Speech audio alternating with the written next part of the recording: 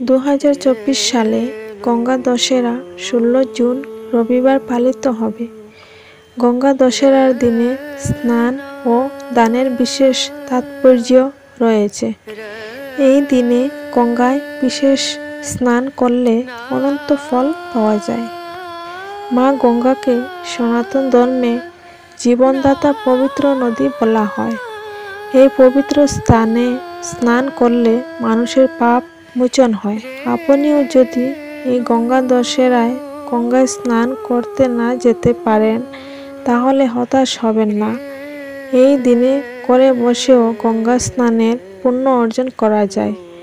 গঙ্গা দশেরার দিন বাড়িতে স্নানের জলে গঙ্গাজল মিশিয়ে স্নান করতে পারেন।